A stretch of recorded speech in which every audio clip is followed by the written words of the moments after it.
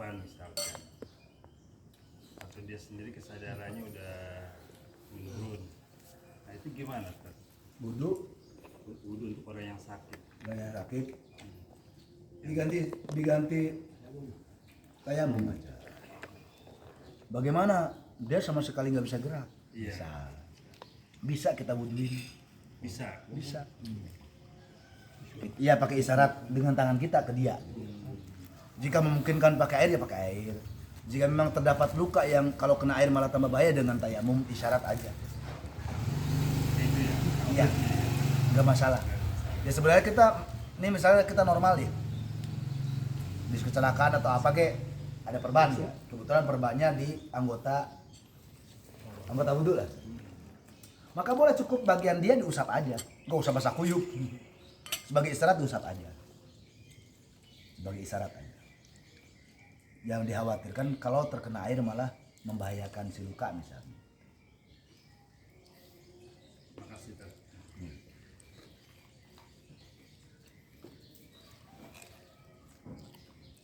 Kalau bab nasi itu najis, misalkan kita bawa anak kecil yang pakai pampers, nah itu kan mungkin di pampersnya ada tulisnya najis, sementara anaknya kita bawa gimana? Tetap batal. Maka gini, saya sebenarnya tidak melarang ya bagi orang-orang yang bawa anak ke masjid. Memang ada beberapa riwayat yang sahabat atau kanjeng Nabi sendiri yang ketika sholat, kalau disadarkan kepada Nabi kok gendong anak itu salah. Nabi itu nggak niat. Nabi lagi sholat, Hasan Husain kecil itu nemplok, berarti kan nggak niat. Kok bisa nemplok? Lah, pintu rumah Nabi Sayyidah Aisyah itu dengan masjid itu ada pada depan. Mihrabnya deket itu loh dari rumah. Namanya bocah kan lagi pada main. Lihat mbahnya gitu kan, nyamperin. Jadi Nabi nggak niat bawa cucunya, enggak. Nabi lagi sholat, Hasan Husain melihat, oh, mbah lagi sholat tuh, samperin namanya bocah. Artinya Nabi nggak niat bawa anak, enggak. Nemplok lah bocah. Kuda-kudaan kalau bahasa dulu makan gitu. Maka dalam riwayat Nabi sengaja memperlama sujudnya biar berasa betah tuh bocah. Seneng. Ada sahabat riwayat yang lain menyatakan memang dia bawa anak.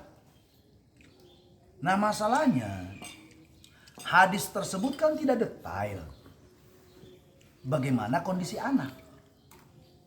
Cuman yang jelas bab Thaharah menyatakan tidak boleh di dalam sholat kita itu membawa perkara najis. Misal anak kecil tadi, pempes itu hanya untuk mengamankan agar kotoran tidak bercecer ke orang lain. Ya kan? Tapi si pempes tadi misalnya kan bocah pakai pempes. Kita tidak tahu ketika si anak kita gendong misalnya, apakah dia sudah kencing kah, berak kah, kan tidak tahu. Sesuatu yang keluar dari tubuh itu dianggap najis. Lah kan dalam diri kita kan ada air kencing, ada berak, ada kotoran. Lah dalam tubuh itu nggak dihitung. Sesuatu yang terhitung ketika sudah keluar itu dihitung. Anak kecil kencing atau berak pakai pempes. Misal kita lagi sholat, lah batal sholatnya kita. Ini yang perlu diperhitungkan. Jadi jangan kelihatan maksa biar sunnah. Zaman sahabat juga. Zaman sahabat coba lagi nih dah. Kadang saya tuh kalau saya kritisi masalah riwayat-riwayat hadis ya, kadang geli saya tuh melihat kelakuan mereka. Ketika mereka menyatakan atas nama kelakuan sahabat, itu hanya segelintir sahabat yang melakukan bawa anak. Apakah para sahabat besar atau mayoritas sahabat ketika sholat bawa anak? Enggak kan? Tapi coba bayangkan, mereka niat banget ngamalin. Ya. Sama persis kelakuan mereka yang sangat meresahkan, seakan-akan mereka mewajibkan kaki nempel. Kalau saya kritisi riwayat hadisnya, memang ada hadis sahih sahabat yang menempelkan telapak kakinya, bukan telapak apa? Ujung kakinya ini. Tapi ini di dalam riwayat hadisnya rojulun, seseorang. Satu orang. Tidak ada sahabat-sahabat besar yang menampakkan diri untuk mengamalkan itu. Ada oknum ketika Nabi memerintahkan rapat dan luruskanlah barisan. Tiba-tiba nih ada orang yang nempelinnya. Oknum. Lalu kenapa kemudian mereka meratakan keseluruhannya? Harus. Maka berdasarkan hadis ini tidak menjadi patokan. Oknum kok. Oknum itu yang melakukan amal itu. Sahabat-sahabat mayoritas tidak. Adapun penekanannya, kalau Nabi langsung mengucapkan perintahnya, itu bahu. Bahkan Imam Syafi'i, kalaupun toh harus rapat, itu bahu, bukan kaki. Imam Syafi'i menekankan bahu karena hadis Nabi sendiri menyatakan bahu. Sejajarkan, rapatkan, sejajarkan. Kalau bahu yang menjadi patokan, ke bawahnya rapi. Lah kalau kaki, kan selera. Lah yang seleranya ngangkang tinggi, lah ini ya jauh. Ada selera yang ngangkang banget. Lah atasnya pada bolong, tengahnya pada bolong. Apalagi pakai celana, kalau sarung kan setan nggak mau bos. Kalau celana mau bos. Misal, kadang sebagaimana tadi bawa anak, sebagaimana pula yang terjadi dengan merapatkan kaki tadi. Mereka maksain banget gitu pengamalannya. Padahal betapa beberapa kalau mengatasnamakan sunnah, mereka banyak meninggalkan perkara-perkara sunnah kalau semuanya disandarkan kepada Nabi. Misalnya tadi istinja. Lah kalau mengatasnamakan sunnah, menghidupkan, kemana-mana bawa batu 3 gitu. Sebab amal dengan air itu justru malah penduduk Kuba awal mulanya. Allah memberikan pujian. Jadi saya suka geli kadang kalau membaca kitab-kitab hadis lalu dikorelasikan dengan zaman sekarang. Ada kelompok orang yang maksain keadaan. Lah mereka sendiri melanggar sebenarnya. Cuma selalu mengatasnamakan sunnah gitu. Banyak hal. Memaksakan diri. Ya kalau kemudian amal itu untuk menguatkan ibadah, dia sih tidak masalah. Yang salah adalah ketika memaksakan itu kehendaknya kepada orang lain. Itu yang kita tidak boleh. Apalagi menyalahkan orang lain. Iya itu yang nggak boleh. Di dalam ibadah itu kita harus yakin, iya saya mengamalkan ini, yakini itu yang benar. Silahkan, tapi jangan menyalahkan yang lain. Parahnya mereka itu ketika sudah mengambil satu ketetapan hadis, maka hadis yang lain dibid'ahkan, disalahkan. Itu kesalahan besar itu. Bahkan kalau saya berani menyatakan mereka ingkarus sunnah. Mereka biadab terhadap Nabi. Kita itu diajarkan oleh para ulama jangan menyalahkan amal orang lain selama masih punya dalil. Orang mau sholatnya begini kek, orang sholatnya begini kek, begini kek, lah hadisnya semuanya ada, kita nggak boleh menyalahkan. Tapi coba mereka, ketika mereka sudah begini, selainnya salah. Padahal kalau secara akademik diadu riwayat hadisnya, itulah hadis yang lemah. Yang begini tuh hadis yang lemah. Ahli hadis sudah bersepakat. Bahkan imam mazhab sudah bersepakat. Yang kuat hadisnya itu antara pusar dan dada. Itu yang kuat riwayat hadisnya. Cuman kan kita mah nggak mau nyari musuh ya. Biarin dah. Cuman yang bikin keselnya apa? Padahal mah dia yang salah, kenapa dia yang nyolot? Ya gitu loh. Sebenarnya mah. Kita Allahu Akbar kabiro, ono Allahumma ba'id baini. Hadisnya dua-duanya ada.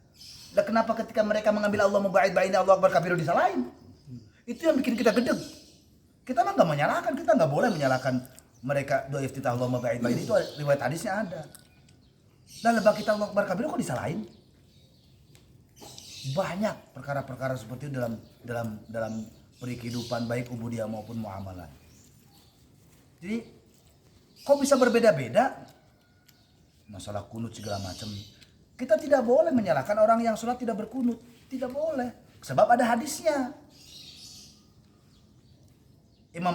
Ahmad bin Hambal mengambil riwayat hadis yang menyatakan Nabi tidak berkunut. Kita tidak boleh menyalahkan orang sholat tanpa kunut.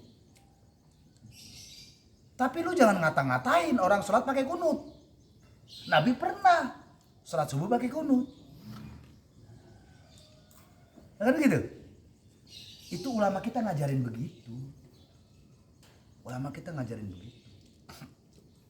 Kalau suami istri wudhu persentuhan batal. Nah itu nanti khilafiyah kalau itu. Nanti ada pembahasan. Nanti bab wudu itu, Pak. Nanti ada pembahasan mubtilatil wudu. Masih lama. Saya mau mengambil rokok doang. 19. Islam itu satu dalam hal amal. Tidak boleh berbeda-beda. Mereka hendak menggiring, kita ikut mereka amalnya. Lalu mereka selalu mengatasnamakan berlindung dalam madhab Hambali. Hakul yakin itu mustahil terjadi.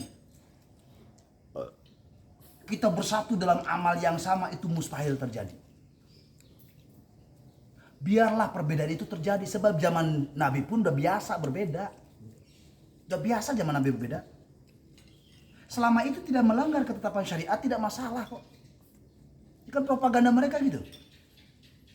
Sehingga propaganda yang busuk itu sampai-sampai berani membid'ahkan kunut. Kan kurang ajar loh. Suatu amal yang di zaman Nabi, zaman sahabat ada. Kemudian mereka mengambil hadis yang lain. Itu amal Nabi, amal sahabat itu dibid'ahkan oleh mereka. Itu kurang ajarnya mereka. Mereka membid'ahkan zikir jahar misalnya. Apalagi pakai jamaah pula.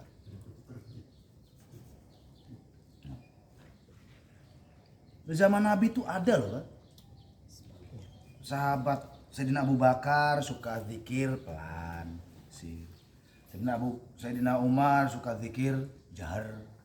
Jangan salah kalau kita makan jahar lagi bareng-bareng kan ya berjamaah. Sayyidina Umar mah dewekan ke jahar. Itu kerennya Sayyidina Umar. Kalau kita kan kalau sendirian mah kagak mungkin. Dewek kayak orang apa baik ya. Sayyidina Umar itu jangan berjamaah sendirian ke seneng keras.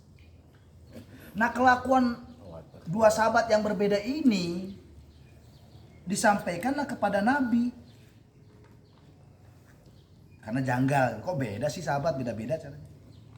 Maka dua sahabat ini dipanggil oleh Nabi untuk klarifikasi tabayun.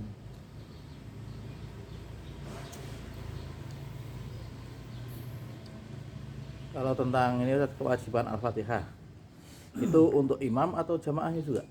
Ya, itu berlaku wajib bagi imam dan makmum.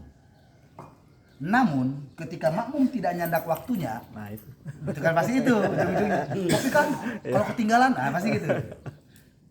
Itu berlaku wajib bagi imam dan makmum Al-Fatihah itu. Lalu bagaimana ketika tidak memungkinkan? Artinya tidak mungkin itu karena kayak mau masbuk baru ke Allahu Akbar udah ruku. Apapun itu, ketika si makmum tertinggal atas waktu yang tidak sampainya Al-Fatihah yang dibaca oleh dia, maka ditanggung oleh hadisnya jelas. La sholata illa bifatihatil. Tidak ada sholat atau tidak sah sholatnya kecuali harus disertai dengan Al-Fatihah. Ustaz, kalau kita nih pernah lupa ya, Kita tinggal sering. Bapak aja kali bukan. Bapak aja bukan kita ya. Yang lupakan bapak bukan. Maksudnya maksud beliau itu bilang kita jangan-jangan kasusnya sama. Iya betul. Jangan-jangan pernah yang lain kayak gitu. saya rasa pernah juga. Enggak, maksudnya kalau salah beliau nyari temen. Cuman jaim dikit. Dia pada dia nggak tahu. Pada dia nggak tahu jadi tahu. Siap. Kita misalkan tertinggal 1 rakaat sholat berjamaah. Ilan assalamualaikum selesai kita ikut. Lah, tadi kan telat ya satu. Itu gimana hukumnya? Ya tidak masalah, tambahin 1 rakaat. Kan udah assalamualaikum kita udah Jangan assalamualaikum. assalamualaikum. Habis itu ngobrol ngalor ngidul baru inget boleh nambahin. Nambahin 1 rakaat aja. Iya. niatnya juga nambahin 1 rakaat. Langsung aja ya. Langsung aja. Teringat. nambahin 1 rakaat. Misal nih. Misal ini mah misal. Jangan 1 rakaat. Habis sholat nih, kita kan masbuk ya. Iya. Ketinggalan 1 atau 2 Kalau rakaat. di depan dulu biasanya. Emang kali itu jamaah termasuk imamnya habis kerja bakti lagi lapar-laparnya langsung sholat. Udah ada woro-woro tuh. Makan. Habis salam langsung beranjak. Makan. Dia yang masbuk nih, ketinggalan 1 rakaat ikut ah. Udah makan. Dah, kurang 1 rakaat. Balik lagi tambahin, nggak masalah. Ada yang pernah nggak di sini ya gitu? Makanya tadi nggak ada, seperti diulang protes lagi. jangan bilang kita, jangan dia Bapak doang. Bukan kita dong. Semuanya. Jadi bukan kita dong. Tapi bisa jadi oleh siapapun. Oh, siapa? Saya pernah ngalamin 2 kali. Pertama sholat zuhur, dulu waktu saya di suatu sekolah, pulang sekolah kan zuhur wajib sholat berjamaah. Kita wajib berjamaahnya bukan wajib syariat ya, wajib tata tertib sekolah itu. Tentang wajib upacara bendera, kalau nggak ikut dosa enggak juga. Jadi bahasa wajib tata tertib. Itu waktu zuhur. Yang keduanya belum lama kali, ada setahun 2 tahun yang lalu di masjid sendiri waktu isya. Harusnya 4 rakaat, baru 3 rakaat dah sana. Ya sama, saya udah ketika assalamualaikum selesai, assalamualaikum baru istighfar kan itu, istighfar 3 kali. Ada yang nol. Kayaknya kurang 1 rakaat, kaget saya langsung ada pujama. Hadirin mohon maaf, beliau barusan bilang kurang 1 rakaat, benar tidak? Kita harus minta saksi. Iya. Oh iya Ustaz. Nah kenapa diem aja tadi? Kenapa subhanallah ke? Ya mungkin Allah berkehendak semuanya lupa gitu ya. Karena zaman Nabi pernah ada. Atau mungkin mau ngucapin, oh mungkin dia Nggak benar enak. gitu. Nggak enak. Tapi nyatanya ditegur juga. Kan nggak semuanya negor, hanya sebagian. Mungkin Kan satu orang. Maksudnya tadi yang nyolek saya kenapa nggak lagi sholat ngingetinnya? Oh, iya. Intinya apapun itu bisa jadi Allah berkehendak melupakan semuanya. Ini terjadi pada zaman Nabi.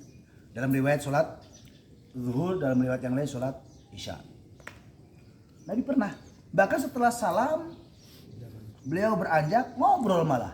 Sempat berbincang dengan sahabat di di situ ada bahasa di kayak tembok gitu masjid. Terus ada yang negur, wahai Nabi, apakah syariat sholat sudah berubah jumlah rakaatnya? Wajar saat itu bertanya seperti itu karena kan bahasa syariat sholat kan baru mulailah, baru mulailah syariat sholat. Jadi orang ada orang bertanya, jangan-jangan sholat udah berubah kali jumlahnya gitu. Oh enggak, tidak berubah. Emang kenapa? Tadi kurang 1 rakaat. Nabi bertanya, benarkah apa yang dikatakan si fulan ini? Oh benar Nabi, ayo kita sholat lagi, tambahin. Nabi itu manusia yang sempurna di dalam lahir dan batinnya. Kita melihat riwayat Nabi ini itu bukan karena aib Nabi, bukan. Tapi Allah sengaja melupakan Nabi agar sampai ke umatnya bisa jadi kejadian. Bener kan kejadian? Aneh, tidak ada riwayat begitu. Bingung orang. Sholat lagi yuk. Jadi orang udah pada bubar kemana-mana. Jadi Nabi itu terbebas dari celah. Nabi itu kuat ingatannya. Kok saat itu bisa Allah sengaja melupakan itu ingatan Nabi agar menjadi syariat di kemudian hari. Jadi ketika gini ya, kita yakini dalam segala sesuatu yang dikira akal kita itu aib Nabi, maka jadikan aib itu bukan aib, tapi suatu kelebihan maqasidus syariah agar menjadi tuntunan umat.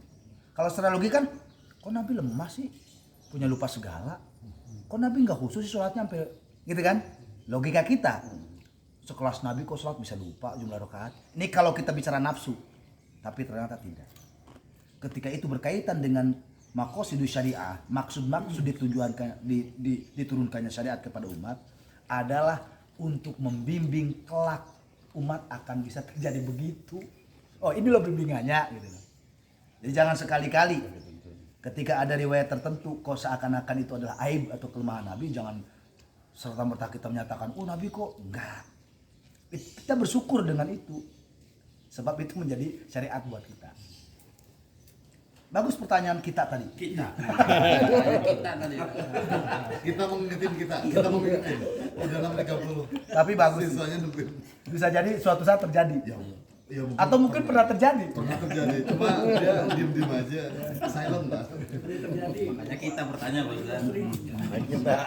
Biar nggak terlalu berdosa sendiri. Tapi buktinya Ustaz juga pernah lupa ya. Pernah lupa benar. Saya pernah 2 kali sebelum saya. Dan sebagaimana saya husnudzon terhadap Allah dan Rasulnya, bisa jadi saya tuh kalau sholat khusyuk Pak. So-soannya Nabi gitu ya. Cuman bisa jadi saat itu Allah melupakan saya. Agar jamaah tahu ilmunya. Itu kalau saya tuh ngeles. Kalau Nabi itu bener. Kalau saya barusan ngeles. Tapi mungkin bisa jadi kan. Saya seperti itu kan ya memang pasti kehendak Allah. Agar sampailah ilmu yang model tadi itu kepada jamaah. Tapi masalah tadi mah itu ngeles saya aja. Memang saya melalai orangnya. Cuman dengan lalai itu tetap ada hikmahnya itu.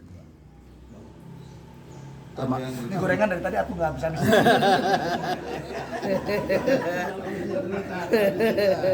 Kasih deh. Emang udah sangat lucu. Mana gorengannya keras lagi. Jadi termasuk yang orang istrinya lebih dari satu gitu saya. Kalau misalnya orang Arab dulu kan istrinya banyak gitu. Makanya turun perintah supaya istri 4 akhirnya ngurangin gitu. Ya. Nah kalau sekarang kan kebalikannya maunya Nanti dibahas lagi. nanti dibahas lagi. Pos 2. Tapi saya kalau membahas masalah poligami paling takut. Setengah 7 lewat ini, setengah 7 lewat ini. Takut nabrakin sana sini. Kan lagi rame pos 1 pos 2 tuh ada Pak. Ya, kamar juga berarti. Sunnah sih sunnah, tapi kalau menjadi kiamat dalam rumah tangga buat apa? Sunnah sih sunnah. Aduh Pak Asad ya jadi.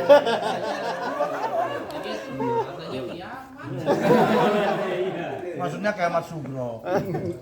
Kan keburukan yang terjadi yang menimpa umat kan namanya kiamat sugro. Takutnya bikin lain. Ini buat apa gitu loh? Ya kita takluknya kepada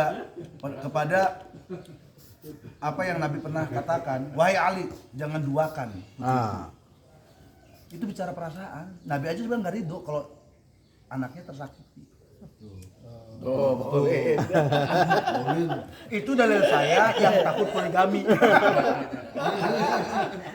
Bagi yang berani dan bisa adil nggak masalah. Paulin, jangan takut Paulin. Ada yang ini ya tadi, aduh minggu depan Liga Inggris nih, gajian telat terus. Aduh itu, gimana nih?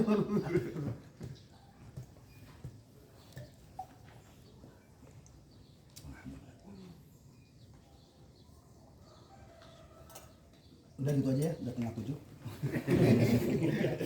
Cukup pembicaraan kita ya. Iya. Jalannya kita ngopi-ngopi lah. Kita bayang jelek aja. Ngajak-ngajak ya. Mana dia Pak Ustaz? Kemarin bisik-bisik saya kurang 1. I don't think so.